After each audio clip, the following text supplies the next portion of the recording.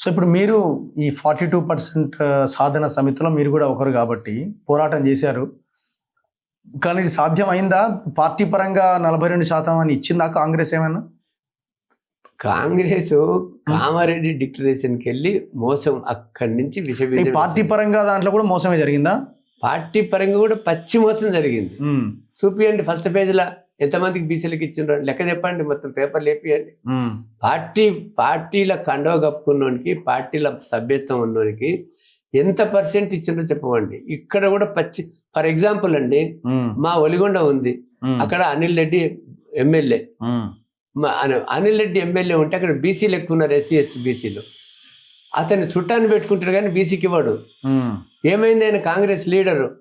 మరి బీసీలకు మాకు 42% ఇస్తామనేది ఎమ్మెల్యే రెడ్లు ఉన్న దగ్గరనే కూడా మోసం చేసి వాని కులానికే, వాని చుట్టాలకే, వాని బంధువులకే చూసుకుంటుండ్రు. కానీ పార్టీ లేదు, తొక్క లేదు, తోక లేదు వాళ్ళకి పాలక వర్గాలు. ఒక దగ్గర అయితే ఎమ్మెల్యే తండ్రిని నిలబెట్టిండు. నిలబెడతాడు. నిలబెట్టుకు మన దగ్గర డబ్బు ఉన్నది, అధికార అహంకారం ఉంది, తర్వాత బెదిరింపులు ఉన్నాయి.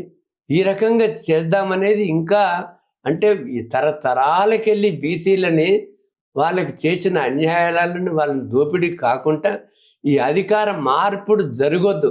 ప్రజాస్వామ్యము బతికి పట్టకూడదు. మా రెడ్డి రాజ్యమే ఉండాల. వెనుకట సంస్థానాలు ఎట్లా ఉండనో ఇప్పుడు ప్రజాస్వామ్యంలో కూడా మా ఆధిపత్యమే ఉండాలనేది వాళ్ళకు ఒక అంటే ఇన్సైడ్గా ఒక పెద్ద కాన్ఫరెన్స్ చేసి రెడ్డి మేము అయితే బీసీలకి ఎట్లా కొట్లాడుతున్నామో దీనికంటే 10 ఎంతల వాళ్ళు లోపల సమావేశాలు జరుపుకొని కుట్రలు చేసి ఎట్టి పరిస్థితులు మనం చెప్పేది ఒకటి రా, చేసేది ఒకటి రా అని వాళ్ళు అట్లా సాధించుకుంటారు.